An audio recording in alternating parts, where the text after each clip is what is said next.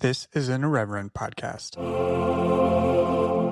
Check out irreverent.fm for shows from all our friends.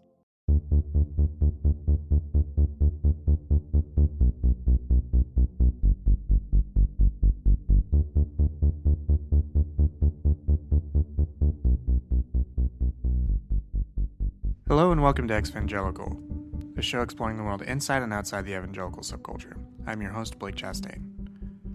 This week, I'm re-releasing another episode from the archive, and this one is my conversation with Reverend Kevin Wright from episode 6. Kevin and I went to college together, and he now serves at Riverside Church in New York City.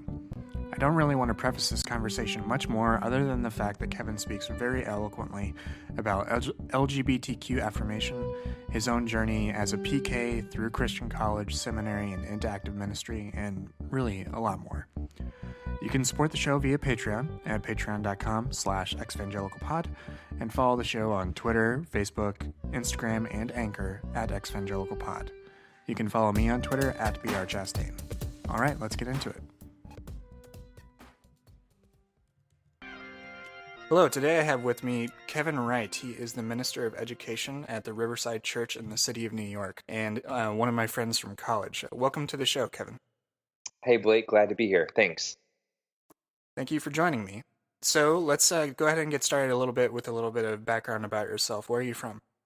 So I am from Broadview, Illinois, which is a small suburb right on the border of the great Midwestern city of Chicago. And is that where you spent most of your childhood, in Broadview? It is actually. So my dad is, or he still is, a minister in the Wesleyan Church. He serves as a chaplain at a veterans hospital. So we've lived actually, I'm adopted. So when they adopted me, they lived in Oklahoma City. Then we moved to a little town in Michigan, in western Michigan. We were there for 4 years. And then from fourth grade on, they've been in Broadview. They just moved out to Wheaton, Illinois a few years ago after my dad retired from pastoring. Oh, okay. I grew up in Naperville, like starting freshman year of high school. And Naperville, I don't know if it has a Wesleyan church. I know that's tends to be a smaller denomination, but I think there's one small Wesleyan church in like the Bucktown area of Chicago, and then I can't think of any. What was your Wesleyan church like? Oh, so it was a really wonderful community. It was small.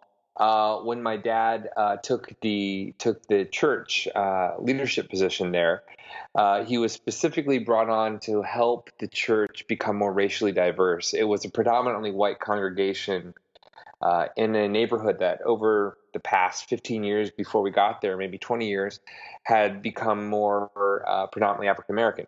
And he was there to help transition the church.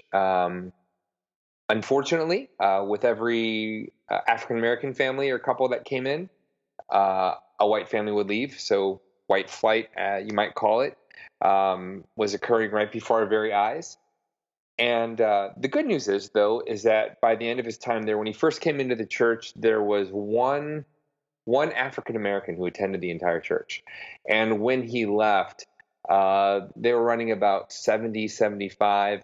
And over half the congregation at that point was African American. So it was really kind of interesting to watch that transition happen and see the way that the church changed and developed with the influx of new people and the cultures that came with them.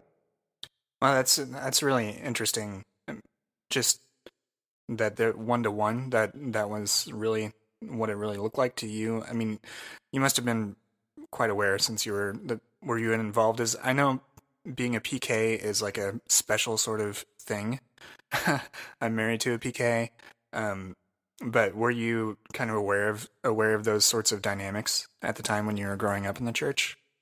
Oh, absolutely. Without a doubt. I mean, you can't help but notice that, wow, when you look out over the pews, it's changing. Like the color of the people is literally changing. The church did not get any bigger. It just changed. The racial makeup of it changed. That's really interesting.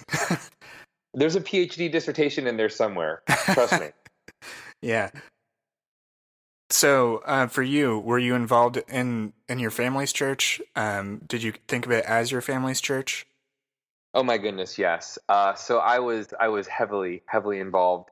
Part of that was just because as people would leave, it became necessary for our family to step in and fill in. So my sister, one of them was really gifted musically, and I tried my hand at helping out. So helping out with some of the music, helping out with the children's ministries, helping out with really whatever I could. Actually, at one point, I was helping to clean the church. It became my after school job. So I was like our church janitor for like 2 or 3 years. Oh, wow.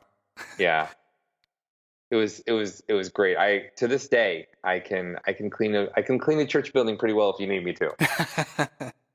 So did you go to public school while you were there, or what was your school like?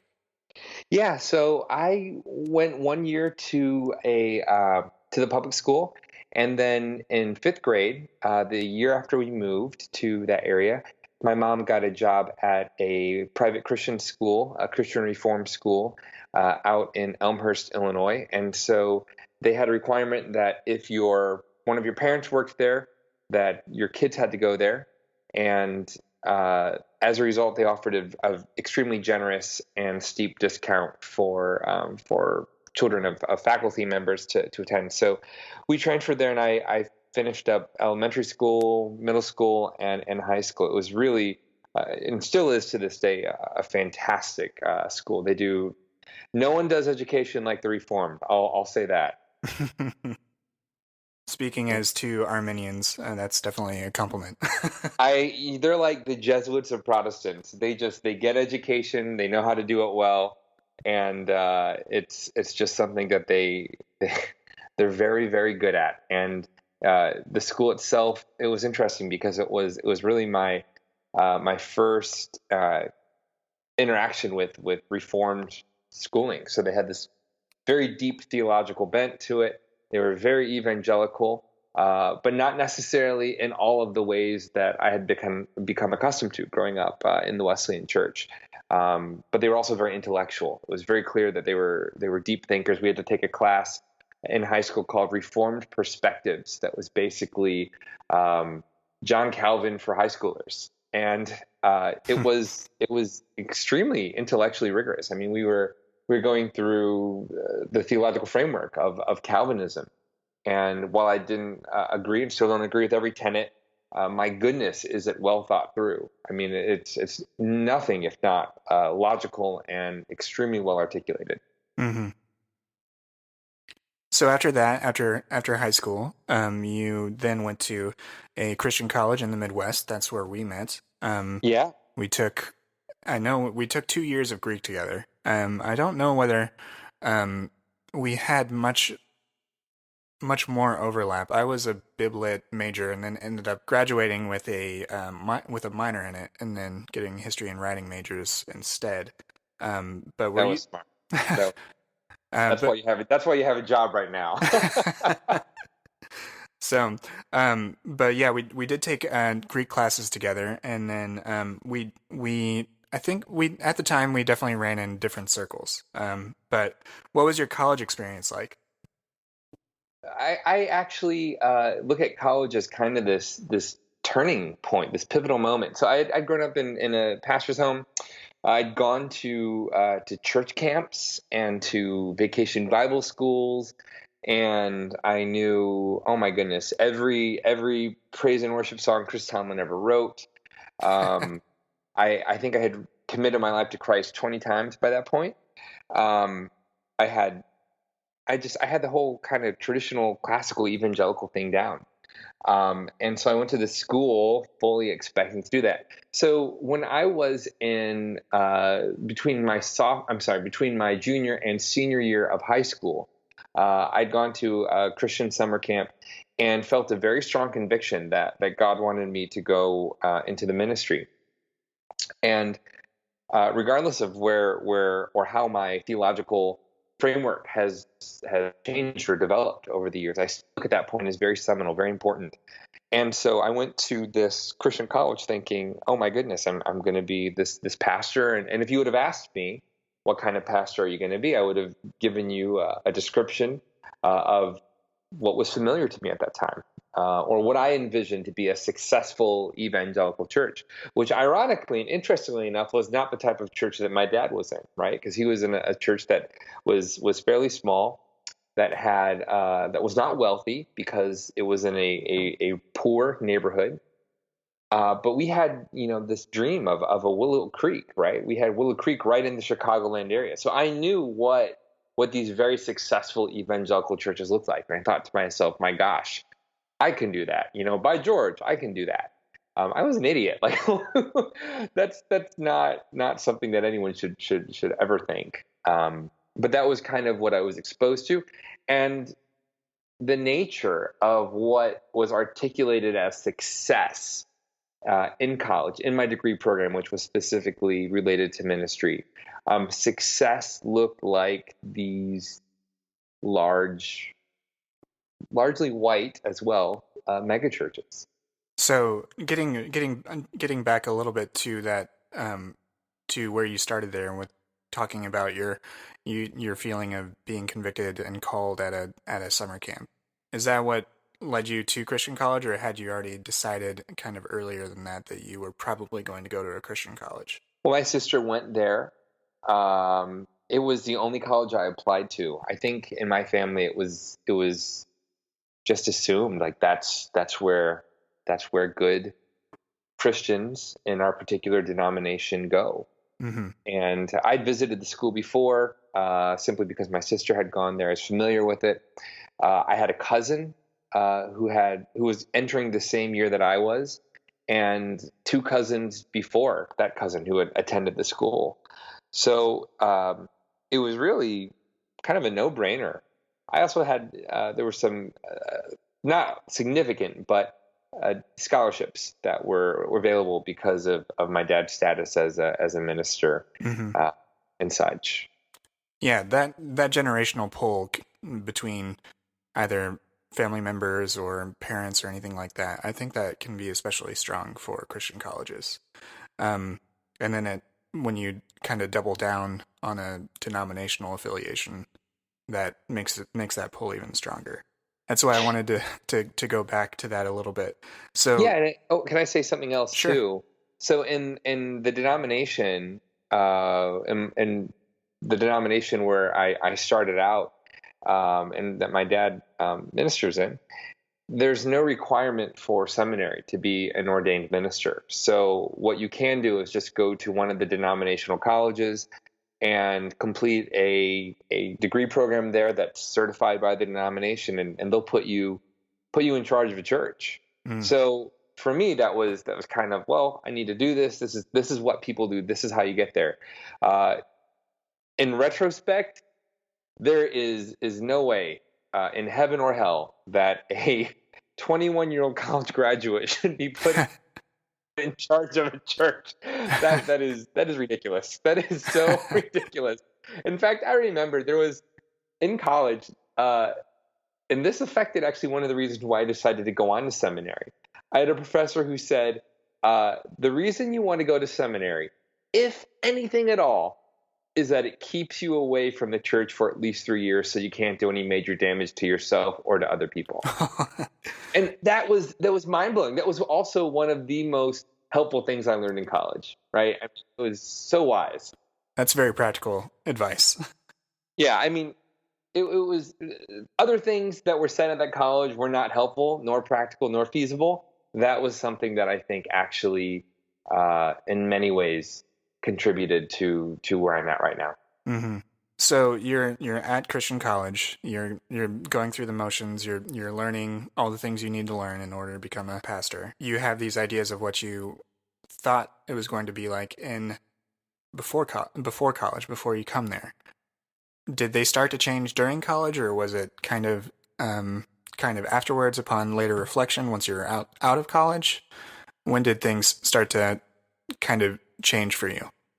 Yeah, so you had spoken earlier about the Greek classes that we took together, and I remember, I believe it was the first Greek class that I took. We had to translate for the final. We had to translate large sections, or maybe it was the whole book of the book of First John. Mm-hmm. And I don't think I had ever read that book before, because it was not. It was just, I don't know. It was just kind of one of those books in the back of the Bible. You're like, well, I'll get there if I need to. But I have the book of Romans, and that's where the Romans road is, so I can lead someone to salvation. So that's all I need. And I'm reading this book, First John, and when you're reading something in the original Greek, you have to read it so slowly, especially when you're translating it for a grade. And I came across this passage, 1 John 3:17. But if anyone has material possessions or material goods and sees a brother or sister in need, but doesn't have any pity or no concern for them, it says, how can the love of God be in that person? And that cut me to the core. I remember sitting at my desk. It was evening, and my roommate had already gone to bed, and I had my desk lamp on. And I remember coming across that passage and like saying, wait, is this really in the Bible?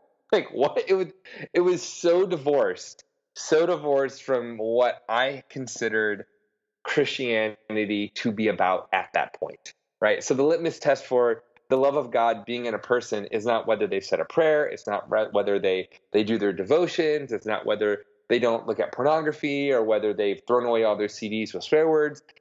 The test is if you have something in need and someone doesn't, and you don't give a crap about their life, you fail the test.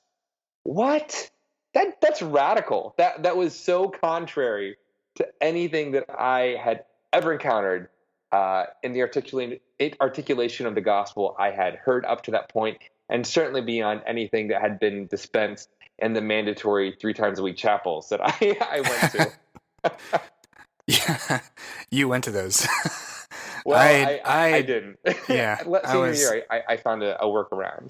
Yeah, yeah. I went to them and then didn't go to them and ended up listening to a lot of tapes.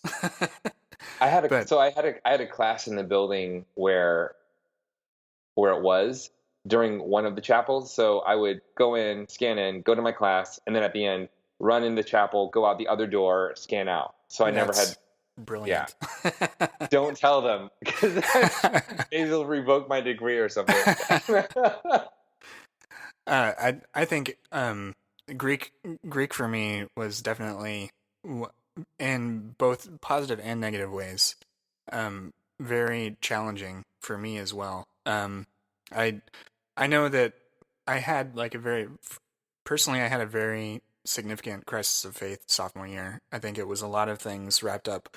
And it was just mainlining a lot of things while I was there. And I initially came in thinking I wanted to be a pastor, and then left that sort of vision for my life during that sophomore year, essentially. But it was still the experiences within those Greek courses that was really great. I mean, it was difficult at times because it very directly attacks an idea of inerrancy that is very prevalent amongst evangelical circles. Like, it's very hard to maintain the idea of inerrancy when you're looking at it from that perspective and learning about the historical text. But at the same time, for me, it was in Greek class looking at the Philippian hymn and going through that and seeing how God gives up all of his power. He abdicates everything in order to have some semblance of a relationship with us. And that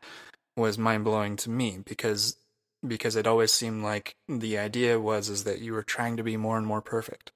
You were trying to be more and more like God, and really he was trying to become approachable to me, and I was trying to become approachable to him, and that was kind of mind-blowing. But it was Greek that really opened those doors for me.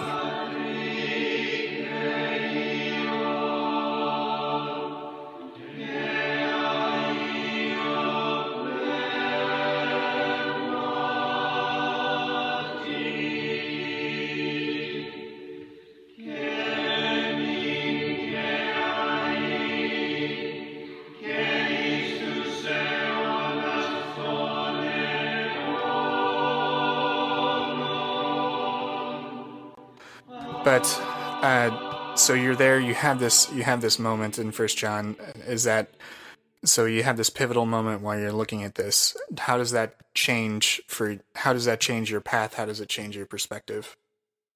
Sure. So what that did was it actually affected me fairly deeply, and I began having conversations with one of my friends who was also discerning a call to ministry and pursuing an educational track along those lines. And we decided that we were going to start giving back, right? And so we tried to do that. So that was encouraging in one way, because it's like, well, we're reading this in Scripture, and now we're trying to fulfill it. Um, on another hand, it also opened my eyes to the fact that I'm having this existence on this Disneyland-like campus that has a movie theater and a swimming pool and all these recreational facilities to keep us there, to keep us on campus. And 4 blocks away, there are these kids living in houses that uh, don't have proper insulation. So in the wintertime, it's extremely cold. Or they're living in environments in which their parents simply are not able, for whatever reason, to take care of them. And so they're fending for themselves and doing things that we would not ask of kids their age, simply because we would say, well, your parents are there to do that for you. And so it became this disconnect, right? Of, on one hand, I'm reading the gospel story. I'm reading the gospel, and I'm training to do the gospel, perform the gospel, to lead other people in performing the gospel in church through hopefully a role as a pastor. Uh, and yet I'm not really seeing this campus, this community, other people in my department care about that, right? We're more interested in learning how to design really cool PowerPoint presentations, or learning how to tell really funny stories so that people will laugh and think that we're cool, or um, how to talk a particular way so that we'll appear relevant and trendy. Um, that will mess with your head if you let it. That will mess with your head, and I realized from that, I was not ready to go into leadership at that point of a church, like, and which is crazy, because I did well. Like, I'm not going to lie, I did well in the religion division. I received a lot of awards. I was the outstanding preacher for one of the years, um, which says more about the lack of good preaching than it did about my abilities. But I think if people would say, well, if any person's ready to go into the ministry, it's this kid right here. And through conversations with actually a professor who's no longer at the school, I realized I am not ready to take a church, even though other people were applying for jobs and getting interviews and things like that. I decided to go a different path. And what was that path? So I applied to seminary, and I applied to 3 seminaries. One was a seminary that my father actually had attended for a time when he was training for the ministry, and one was a school that some alumni of the school had attended, that I looked up to and that I thought were really smart, really bright. And one school, which is the one I ended up going to, was a school that this professor that I spoke of earlier had gone to and encouraged me to go there. I didn't want to, but I applied. I got in. I think I applied extremely late too, and got a good scholarship there. So I ended up going to Duke Divinity School in Durham, North Carolina. And what was your time like there? Duke was a life-changing place. Duke completely, and I'll use this language very carefully, but sincerely, Duke was a place that I believe God used to shift the trajectory of where I was going, and to open up some doors and close others. I don't think I would be in the ministry today if not for Duke, and I'll say that very very truthfully. I would not be in ministry, serving as a minister today, without Duke Divinity School. And what was it? Can you kind of unpack that a little bit? What about your time there? What about your exposure to new ideas, or uh, did you see it as an alternative to the sort of evangelical teaching that you received before, or however else you want to frame it, really? Yeah. So first, what Duke did is it's United Methodist School, and they were gracious in their acceptance of me as a non-United Methodist. Although someone coming from a tradition that came off of Methodism, they provided me with wonderful opportunities through some field education experiences, which is they're like little internships, right, that we do during the summer and during the school year. They put me in congregations, working with ministers who were extremely intelligent, incredibly bright, and tremendous leaders on a level that I had not seen before. Um, they were talking about John Wesley and Karl Barth and Karl Rahner, and they were also leading these really kind of amazing congregations. Some of them quite large too. Um, and I'd never heard a megachurch pastor. I've never heard any of the big shot pastors that came to chapel in during college ever quote a theologian that I think we would consider to be seminal thinkers. Um, they would usually use like a movie quote or like an illustration from like Hollywood. But when's the last time anyone in chapel was ever like, Saint Ignatius of Loyola said? You're like, Yeah. So since you brought that up, let's. I want to kind of go down that rabbit hole for a second. What do you even being I wasn't a ministry major or religion and philosophy major. I was like a biblit major, but took some other courses in the religion department that weren't affiliated with the biblical literature. But even that being said, there was not really any exposure to modern theologians within the context of those collegiate courses. There was no mention of Karl Barth, Paul Tillich, Hauerwas, Moltmann, whoever you want to mention. They weren't present there. But it does seem to me that those sorts of writers and thinkers are taught at a seminary level at a number of seminaries, even those that might be considered more evangelical or fundamentalist. But why do you think it is that evangelicalism doesn't really want to dialogue with those voices?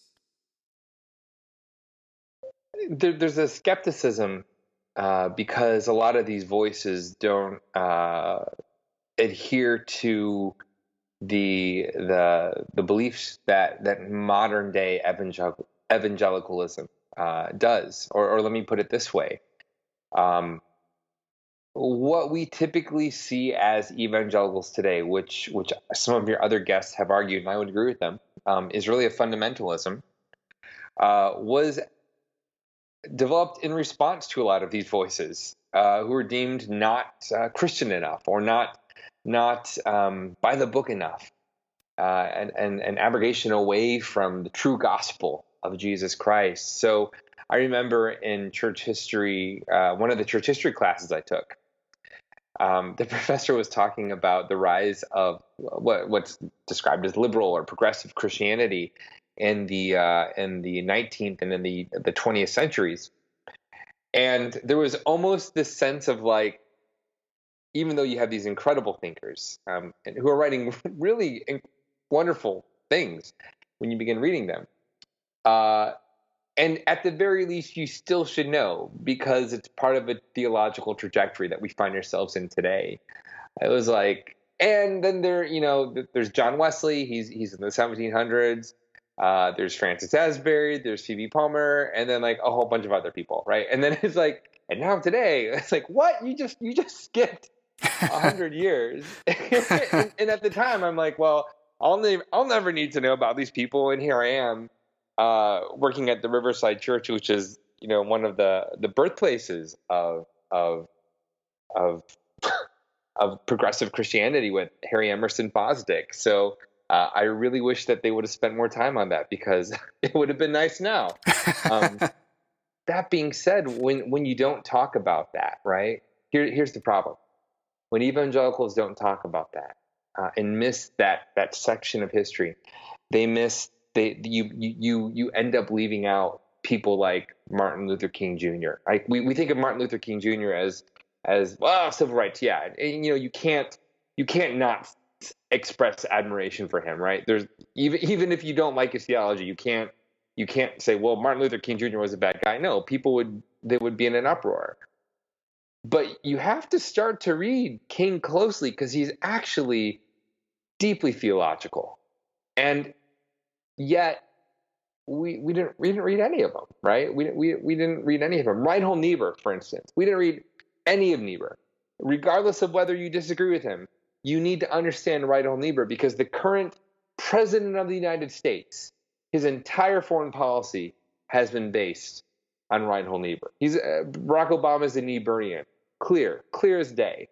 You really can't interact with Bonhoeffer. You really can't interact with Karl Barth. And these are theologians that you need to at least be conversant with, because whether or not you know it, they're affecting your local situation. And frankly, they're providing you with resources and tools that help you, I think, be a Christian in a modern world. Absolutely, I agree. I read Moral Man and Immoral Society in grad school, and it like flipped my lid. Yeah, it was amazing. It's a difficult read, but it like pays off tenfold. It is a marvelous book, and I would have loved to have read that in college when that was all I was doing. I did grad school part-time while working full-time, reading this on the train and stuff. But yeah, I completely agree, because the more I learn about modern theologians, it's more conversant with modern or postmodern realities. It's just true.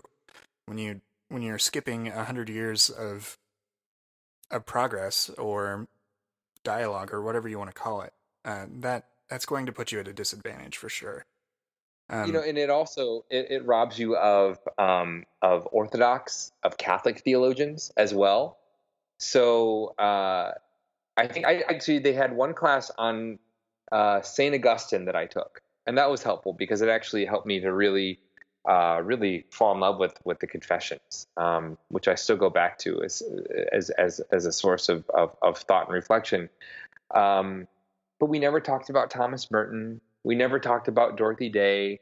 We never talked about these individuals that, wait a minute, they're talking about Jesus in a very profound and a very loving way, and they're talking about Jesus in a way that compels them out into the world, and they're having mystical experiences. And wait, how is that dissimilar than us, in chapel, raising our hands, getting moved by the Spirit? So it was. I think it's to our disadvantage, or it really is, and hopefully it's changed. I haven't looked at a course catalog in probably 5 years or 6 years from where we graduated from. And I'm sure things have changed since then, but at least at the time that I went there, it was fairly limited. Mm-hmm. So you're reading all these things. You're experiencing all of these things at the seminary level now. Do you start to feel like you're pulling away from evangelicalism, this fashion of faith that you were brought up in, that you explored very earnestly in college? Do you feel like you're drifting away? Do you kind of have a more pivotal moment like you did with First John? Or do you even feel like you have pulled away? I'm framing it that way because of the very nature of this podcast. It's called Sure. Exvangelical. So I'm not going to force that narrative on you, but the way we're kind of talking right now, it does appear that you have a different perspective than you started out with. So how did you and I don't think that perspectives stay the same for very long, but because I think that they should be growing and changing as you learn more and as you experience more in your life. But that's just me grandstanding for a minute. Sorry, let me get back to It's your podcast. Let me get back to the question. Do you feel how do you feel like that changed over time? How do you feel like your perspective changed over time? Sure. Um, so I one time went to this is kind of a pivotal moment for me. One of my field education experiences was I spent a year working at a home for the developmentally disabled in North Carolina. It was a state-run institution, and I was placed under the supervision and care and directorship of this exceptionally wise chaplain who was a graduate of the same institution, Duke Divinity School, as I was trying to be a graduate of. And the way that he would work with the individuals there was incredible. Watching the level of care, watching the patience, watching the deep, deep, deep love that he had for people who suffered all types of relatively minor to incredibly severe developmental disabilities. And he let me be a part of it. And so, I would help adults use the restroom and have to call nurses over to say so and so needs a diaper change, and sit with kids who had bruises over their bodies because they were banging their heads up against the wall because they were so angry and they couldn't articulate why. They were just it was a part of what they were facing. And around the same time, one of my colleagues from college had gone a little bit different path. He had decided to go do an internship at this incredibly prestigious megachurch that it was like, wow, if you can get in here, you're going to be someone someday. And he told me a story about how he's at this church and he got contacted by some members of the church, a woman who she and her friends had relatively manageable forms of developmental disability, but still significant enough that they couldn't really drive themselves around, right? And they wanted to keep coming to church, but it was becoming increasingly difficult. So they called him, or the call was fielded to him as an intern, and it was basically, can the church find a way for us to get to worship, right? And this is a mega church. These folks have money. And my friend told me that he went to the executive minister, told him the issue, and the executive minister goes into the church database and looks up their giving and sees what it is and says, basically, no, it's not worth it. And here I am, right? We're changing diapers. We're walking at a snail's pace, pushing wheelchairs, because if we go too fast, the person gets extremely anxious. The individual gets extremely anxious.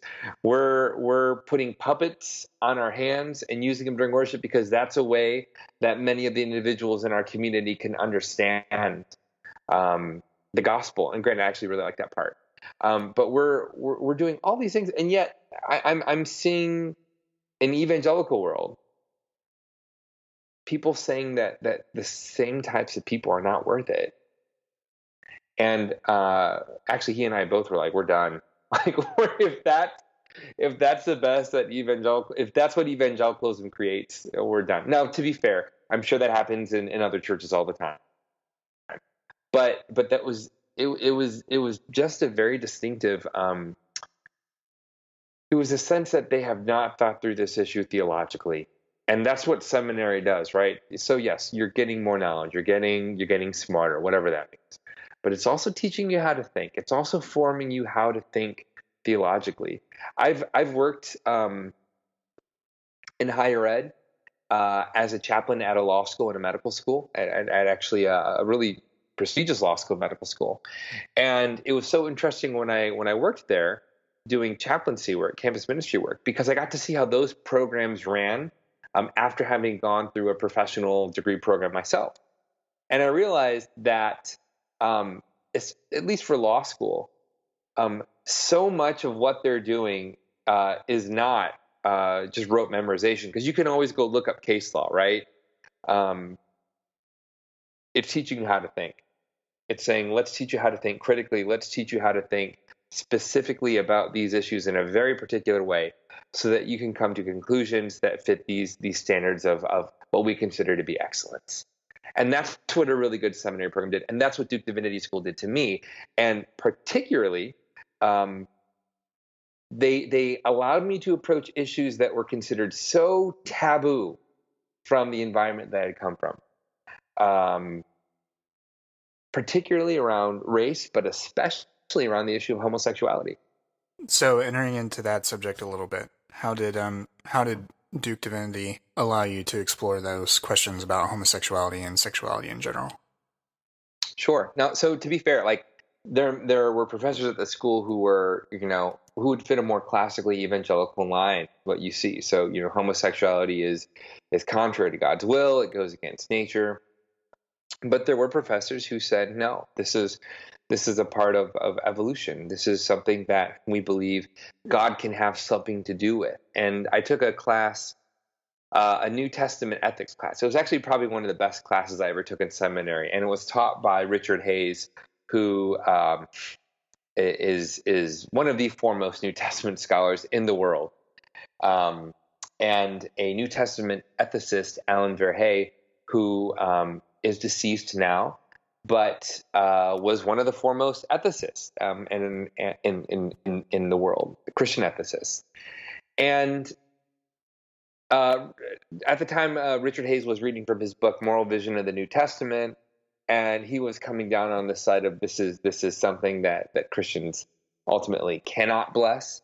And I remember Dr. Verhey saying, no, God desires us to live in community, and for some people, they might be ordered so that this is the type of community that they would seek. And that is not doing justice to the beauty and the architecture of his argument, but I'm trying to boil down an entire semester's worth of information into 3 seconds. So this podcast doesn't last until, Kingdom Come. So, but it was like, And then I took a sexual ethics class. And the professor there had us read all of these beautiful, beautiful texts, including a novel called Saint Maybe by Ann Tyler, which to this day is seared into my soul as one of the most impactful books I've ever read.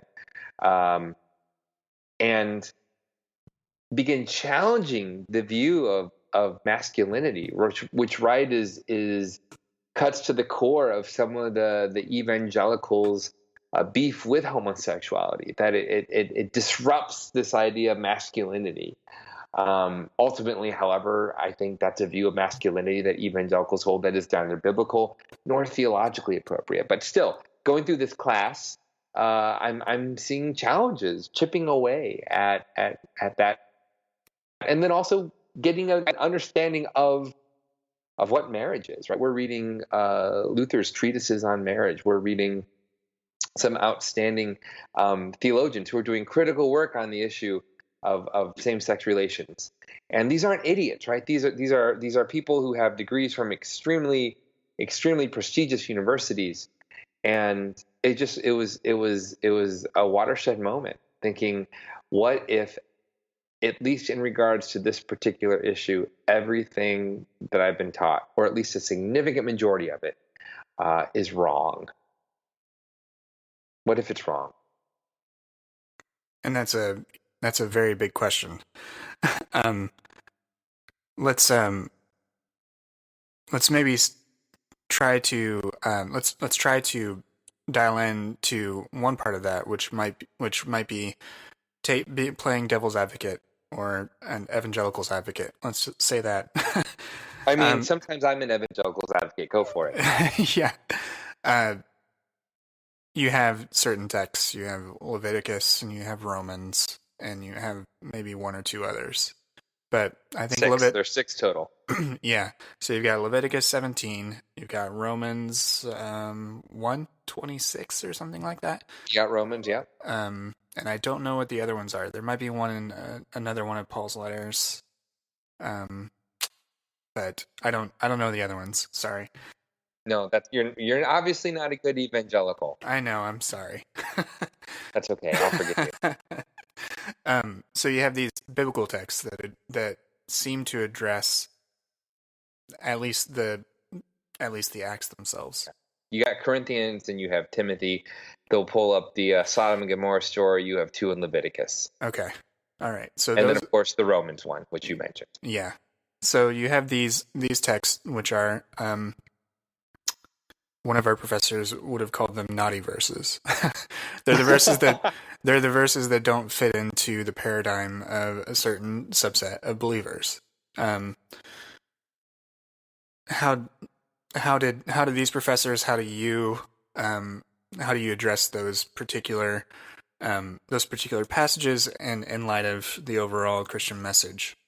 Yeah, so I'm going to try to make this. There are 2 ways I go about this, and I'm going to try not to get overly scholarly. I'm not a fan of doing theology by saying, basically playing a game of war like you do with cards, where you each draw a card and the highest one wins. That type of proof texting is really, it's dangerous. Number one. Because if you do that, you could justify slavery and you could justify the oppression of women. And I don't think any of us want to do that. At least, hopefully, none of us want to do that. So doing theology that way is incredibly dangerous and deadly. And if you don't think it's deadly, why in the world did we have the subjugation of African Americans from well before the birth of this country up to just 160 years ago? Like, what? That was done because of Scripture. That was done because of supposedly God-fearing men and women said, when we read the Bible, we see that this is a way to in accordance with what we believe. So we're not going to read Scripture that way. I'm not going to read Scripture that way. The way I am going to read Scripture, though, is looking at it through the lens that I think we are supposed to read it, and that is through the lens of Jesus. That the theology, the kingdom vision of Jesus, or the kingdom vision of Jesus, trumps everything. And really, what's fascinating to me is that when you begin to look at the construction of the canon, what we know as the canon today of Scripture, Paul's writings are written extremely relatively early compared to the Gospels, right? So the Gospels, Matthew, Mark, Luke, and John, are written later. And Paul's writing comes first, which is odd because, right, when we open up the New Testament, we see Matthew, Mark, Luke, and John, and we think, well, these books must have been written first. Not true. Jesus, also, we know, was extremely versed in the Old Testament. He's a rabbi. So when the gospel writers are putting their text together about Jesus, when they're compiling their stories, they are aware that Jesus, being a rabbi, knew the Old Testament, or what we could call the Old Testament, the Hebrew Scriptures. The gospel writers also, presumably, would have some knowledge of Christian teaching through Paul's letters, that were circulating around. And yet, Jesus never talks about homosexuality ever. He talks a lot about money. There are a lot of stories about Jesus honoring, lifting up the position of women, even though Paul writes some disparaging things about them in his letters. And at the end of the day, I'm going to go with Jesus on this. I'm going to assume that the things that were really, really important about Jesus got in there, and the things that Jesus just didn't really see as a priority didn't. That's really controversial. I get that. That's really controversial. But guess what? Whenever you focus on Jesus, it gets really controversial. Like, I mean, he was killed because he was executed by the state because he was so controversial. That's our gospel story. We serve a guy who is so controversial. The state's like, it's better if you're dead because otherwise you're going to cause us a lot of problems. It's very true. That doesn't get highlighted very often, though. No, but that's how I look at this. That's how I look at this theology. But even, I mean, we can argue all day long about the context of each text, right? That's always fun, right? So, well, historically this word means this and that word means that and that. Here's the problem: we actually don't know what they were thinking when they wrote these texts. We do not have the ability to sit in their minds and know exactly what they're thinking. And these languages that they were written in are ancient languages.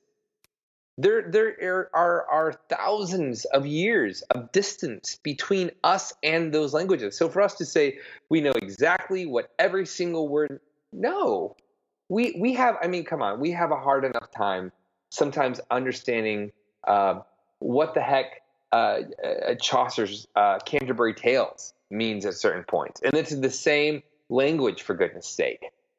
A different variation of English, but it's English, and yet we think that we have this mastery over biblical Hebrew and Koine Greek. No one speaks Koine Greek anymore, by the way. Um, and especially we think we have a mastery over a language as it presents itself in Scripture, for which there are words that appear nowhere else in Greek. Paul's notorious for making up words. He does it all the time. The book of Acts has words that are found nowhere else in the entire Scripture. So we do our best to piece this together. And I just think to myself, there has to be room for some error in there, because I just don't think that even on our best days we're that good. Yes, the Holy Spirit might help us understand it, but it also probably should have helped people understand that, no, it's not okay to enslave Black people or African Americans or Africans and treat them as property. And yet there were still a whole heck of a lot of Southerners who went to church every single Sunday and then went home and beat their slaves. Yeah, sorry, that's a bit. I'm processing that. Honestly, it is. It's awful. It's heavy. It's heavy. It's heavy. And here's the wonderful thing, right? Here's what Duke taught me. Duke taught me to always look for the fruits of the Spirit, right? That's one. I think that's the best thing that comes out of Paul's writings is the fruit of. And there's like an evangelical song that talks about this. Love, joy, peace, patience, kindness, goodness, faithfulness, gentleness, and self-control. And the wonderful thing is that when you look at the story of the church in the book of Acts, which is the story of really, this little baby church, these followers of Jesus starting to form this community of Christ. When you look in the book of Acts, chapter 15, right? It says this is a story. Things have come to a head because Paul and Barnabas are out there ministering to Gentiles. More and more Gentiles are coming into the church, and they're a little bit different, right? They do things a little bit differently. They're not circumcised. They eat different types of food, and it all comes to a head at the Council of Jerusalem. And look how the church does theology there. If you read that account very carefully, I'm not gonna to read it for you now, but look what happened. Look at how they do their theology.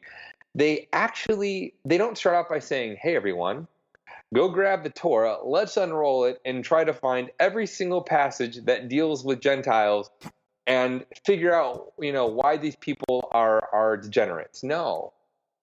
They start off by hearing stories of what's happening. So can you imagine? They're telling stories about Gentiles who are filled with the Holy Spirit, or Gentiles who are donating money to the poor, or Gentiles who are helping out the widows and the orphans, or Gentiles who are speaking in tongues. And then they start reading the prophets. Then they start through the fruit, the obvious fruit that's in front of them. Then they start reading the prophets, and they come to this basic conclusion of, wow, we must have got this wrong. We must have got this wrong. That's how that council unfolds. That's the first major instance of the Christian community having to deal with a fairly significant theological issue. And the way that they do that is not through proof texting. That's a very modern way of going about it. They do it by listening to the lived experiences of people and saying, we so clearly see the presence of God. Maybe the way we're reading this thing is wrong. Wow. How would that change the way that we do church? How would that change the way that we interact, not just with LGBTQ people, but everyone? Mm-hmm.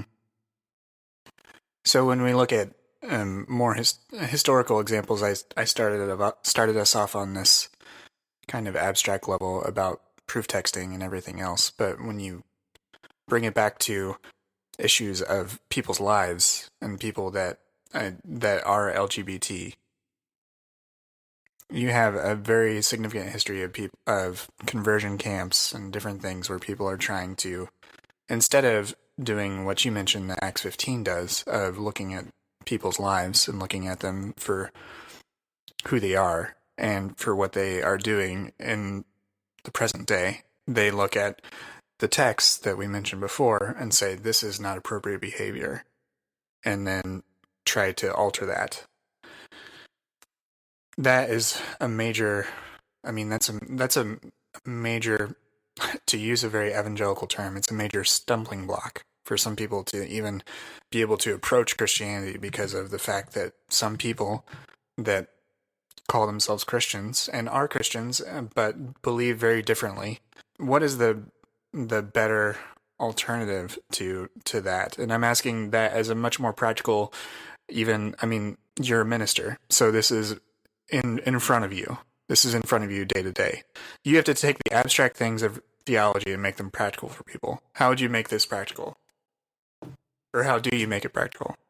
Yeah. We have to go to the idea of what love is, but we also, at the same time, and I'm going to steal this from a theologian I've been reading, but we also have to be willing to say that love's not all you need. There's this phrase, or the book that I think Rob Bell wrote, like, love wins. And okay, yeah, whatever. But love is not all you need. Like with Christianity, throughout the course of Christianity, like love has always needed a formational framework, a community of character and of faithfulness and of deep discernment, to know what love is, because love is such an abstract term. But yet, I think that in our human condition, there are instances of love happening. And when you hear these stories, right, even if you vehemently disagree with the characters involved, you have to kind of say, huh, right? There are throughout my ministry, right, every church I've served in, there have been gay people. And I'll tell you what, in each instance, the churches would not have been as faithful without those individuals playing key roles. There was, I'll just tell, gosh, I have so many stories, but I'll just tell two quick ones. In one instance, a very large church in a major southern city, a very wealthy church. It was a gay man who came in, and he had been formerly homeless, and he was blustery. He was sometimes cantankerous, but man, did he love Jesus, and did he have a passion for helping people who were on the streets, because that was his former situation. And through building relationships, through standing up and speaking about it, he changed that church's view on homelessness. He helped take this church of 5,000 members, multi-million-dollar budget, one of the richest churches in its city, and he helped turn their focus onto the homeless. And what's crazy to me is that it's a tragic story in some regards, because he enrolled in seminary. He finally responded to this call to ministry, and within, I think it was the first couple of weeks, he found out he had lung cancer. It's going to be terminal. And before he passed away, this congregation that had been so deeply moved by the way that this man had changed their view about the homeless, raised $30,000 to help build a new homeless shelter of supportive housing in their city. Like, when is the last time you've heard a church giving $30,000 in honor of anyone? And yet they do it for this man who happened to be gay, who had changed and challenged and caroused their view of what it meant to be the presence of Christ. And the second story I have is in another congregation I worked at. There's a couple, two women who are the example of what it means to serve a church. They work with the youth, they work with the kids. They're married, woman and woman married to each other, and they took it upon themselves to help out, take in a foster child, and not just any foster child, an older foster child. And unfortunately, the way our foster care system works, the older you get, the harder it is to find a placement. And when you do find a placement, most of the time it's someone who's just doing it for the money and really doesn't give a crap about your life. Like, that's just the reality of the foster care system as it stands in America. And I've watched over the past, year and a half. They took her in, they got her through high school, they got her graduated, they held a donation drive to get her stocked up to go off to college.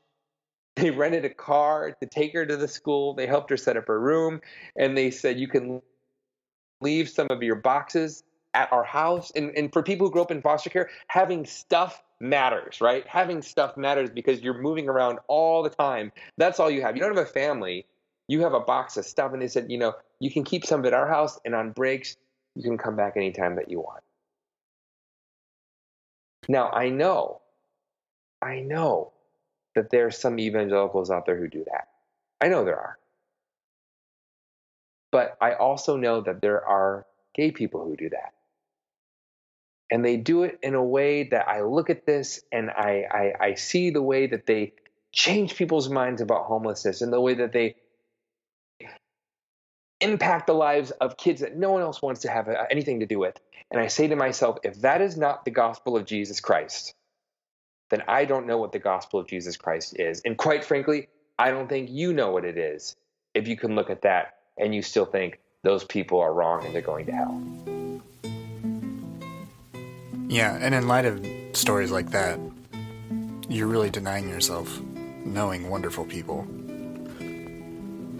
Absolutely. The best people. The best people.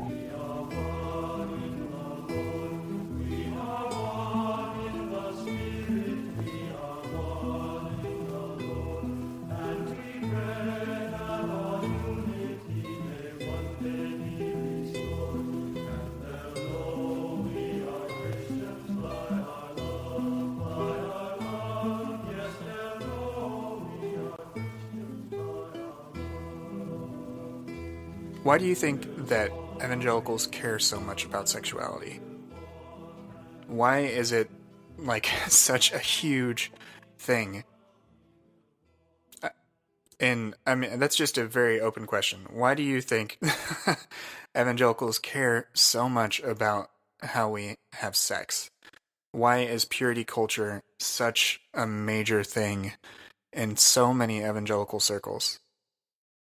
It's there and present in hetero relationships and definitely trying to dictate how homosexual or any LGBTQ expression of sexuality is.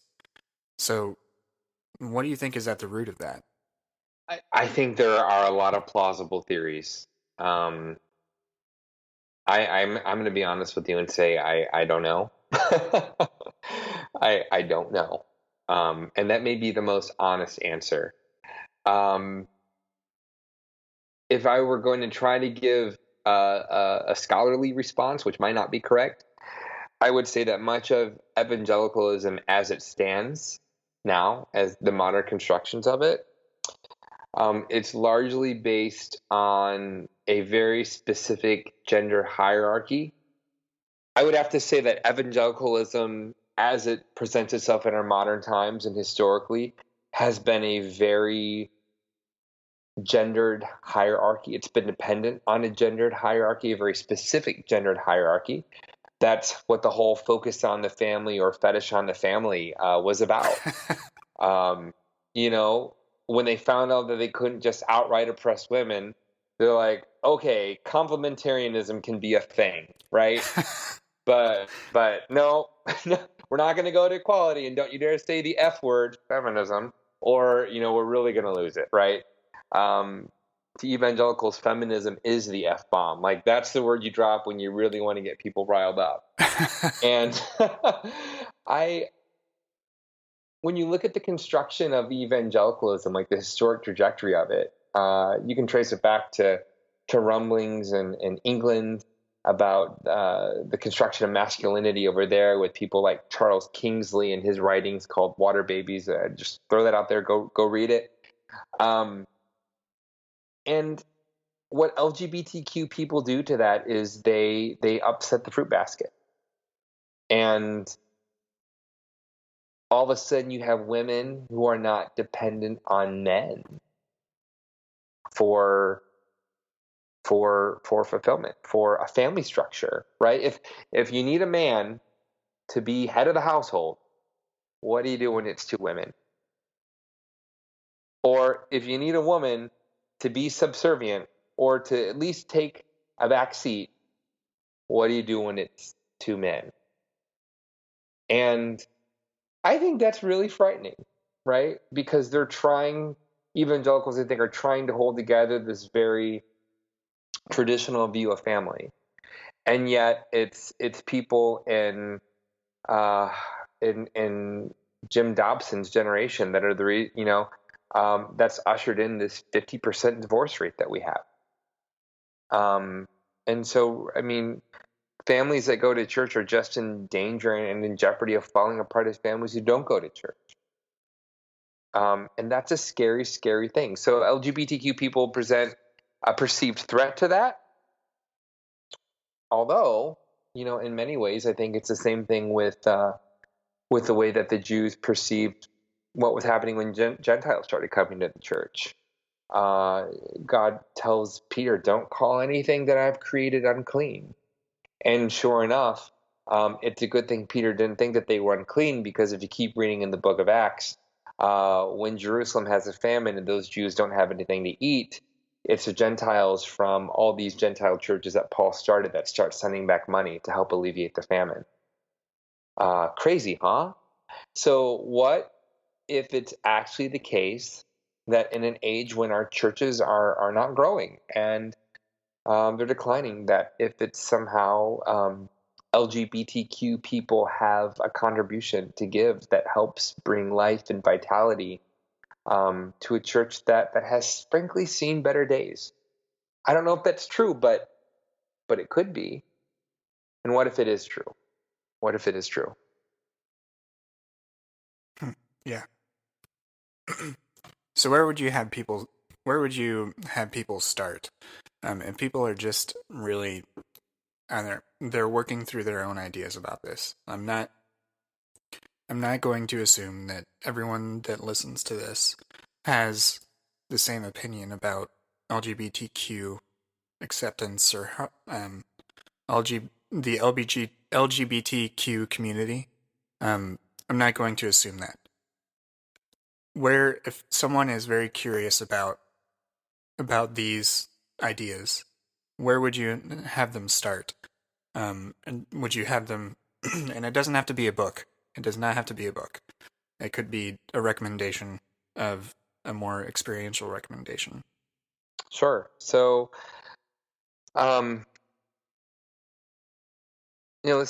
this is tricky, right? There are books out there, right? If actually, there's a really good book. It's a good primer if you're for evangelicals, because it deals with some of the scripture stuff in a really accessible way. I'll just throw it out there.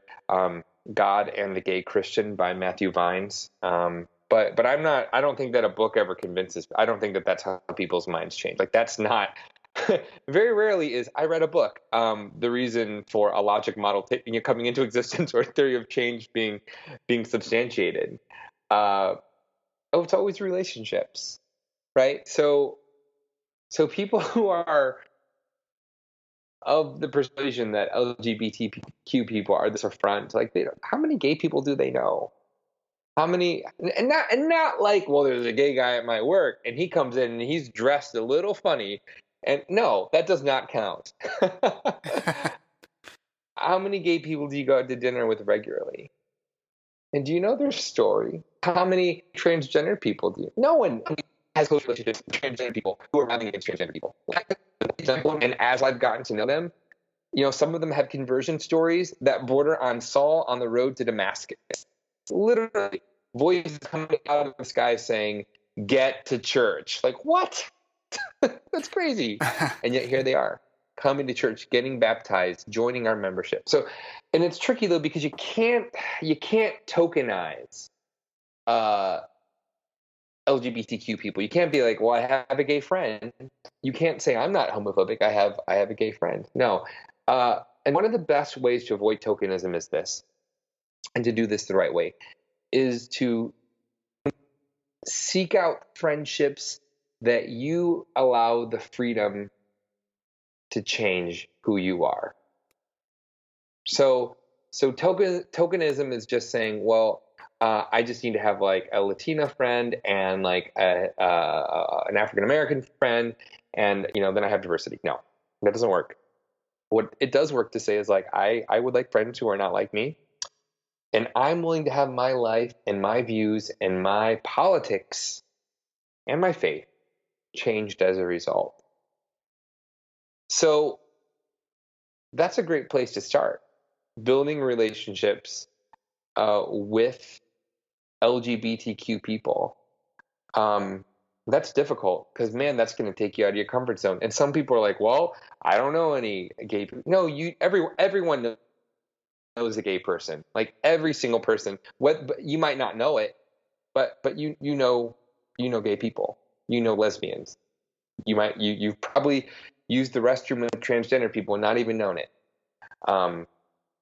And the reality is that we tend to avoid people who are different than us, especially when we think that they're going to hell, right? So there's kind of this necessitation of saying, Lord, if evangelicals pray. I'm glad they pray. I pray. So I think it would be praying and saying, God, I don't know this, but I'm going to try to be open-minded about it. And I'm going to approach this with some humility, and then allowing your view to be changed. If you're so scared that doing this, opening yourself to this is going to make you lose your salvation, it's probably not going to work. But hopefully you have enough confidence in God's love for you as an individual, such that opening your heart up to other people is not going to send you to hell. I would hope that would be the case. I would certainly hope that, at least.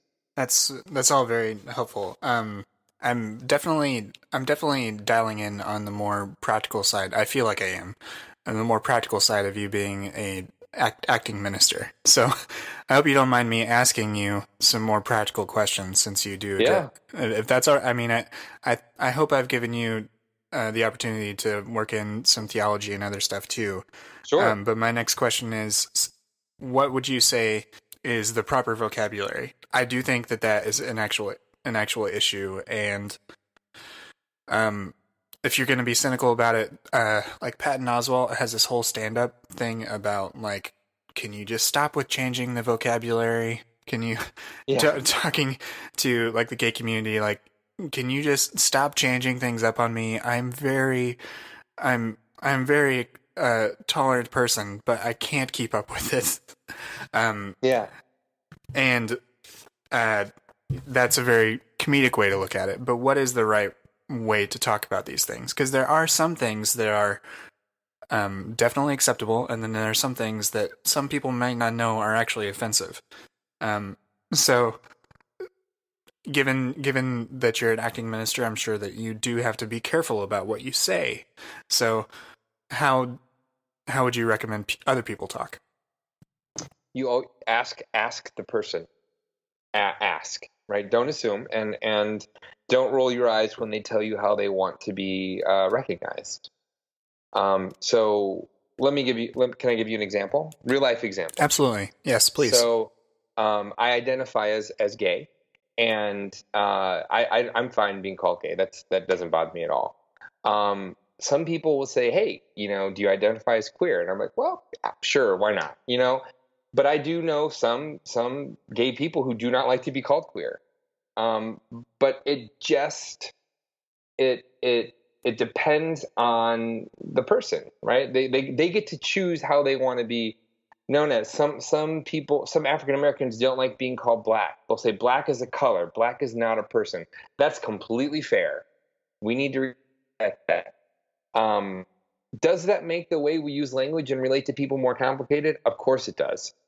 But I'm willing to put in a little bit of work if it means that I'm not going to trample on someone's identity and sense of self. I think that's a very, very small price to pay for putting a few extra words in my vocabulary. Mm-hmm. Yeah, that's a very yeah. I think if you have the relationship with someone, then you know that. I've seen some people in some neighborhoods, or I'm sorry, in some stores, who actually put their pronouns on name tags, like their preferred pronoun, and that's a huge help. I mean, they're making it very clear to you as another person. Please address me as this, and it becomes a sign of disrespect if you choose not to. Oh, you're a jerk if you don't, right? You're actually kind of a terrible person. Yeah, yeah, absolutely. Because they're putting it right there. I mean, even if it's not something that computes for you, that's not your business. That's not your identity. It's not your preference. So they're making theirs very clear to you. So respect it. If you can't affirm a person's humanity, uh, there's just not a lot of hope for you as a human, I think. That's what it comes down to. Yeah, yeah. Any other more general things as far as people kind of approaching this topic if they're, I don't know, a just a overall noob about this sort of topic? Um, what I would say is I'm gonna flip it. So I think there's a responsibility, and some people are going to disagree with me on this, but there's a responsibility by some people and who are either allies or themselves who identify as LGBTQ. Which, by the way, I should not be using acronyms without explaining it. Lesbian, gay, bisexual, transgender, queer, right? And there are additional letters that you can add on there. But to your earlier point about Patton Oswalt's stand-up routine, but there are, you could definitely do that. But I think there are some people who are part of the community who, when they're approached by well-intentioned people trying to learn more, who are going to put their foot in their mouth, because that's just the way things work, to be able to say, okay, I get what you're trying to do. Like, we can have a conversation. Like, you're not going to be instant friends. They're not going to be the people that you call up when you need help moving right away. I don't know, though. If they have a truck, maybe they will be. But you at least need to, I think some of us need to be able to open our lives up to individuals and say, they're trying. They're trying. That's important, I think, in the work of reconciliation, at least. Mm-hmm. Yeah, I mean, I'm sure some people don't want to feel like they're a project or a science experiment for someone else, but if they are well intentioned, then that's not behind that this hypothetical person's motives. Absolutely. Yeah. Well, thanks so much for sharing your perspective with me. I know there is so much to cover here. I want to cover it with other people and in other episodes, but I'm very thankful for you coming on and sharing this with me. Is there anywhere that people can find you online? Yeah, so I have a very poorly updated Twitter account at Kevin K, my middle initial, the letter K, Wright, Wright. I have a blog, kevinkwright.com, and once in a while I publish articles and blogs on Huffington Post. So that's all up there. Great. And I have read all of the posts that are up on Huffington Post, and I can highly recommend them. They're very good. If you're on the island of Manhattan, where can people find you? I am the Minister of Education at the Riverside Church. We would love to have anyone, absolutely anyone, come and visit. We're a congregation that welcomes all people, and when we say all, we mean all, because I think that's how God means it too. Great. Thanks very much for joining me, Kevin. Thank you, Blake. It's been a real pleasure.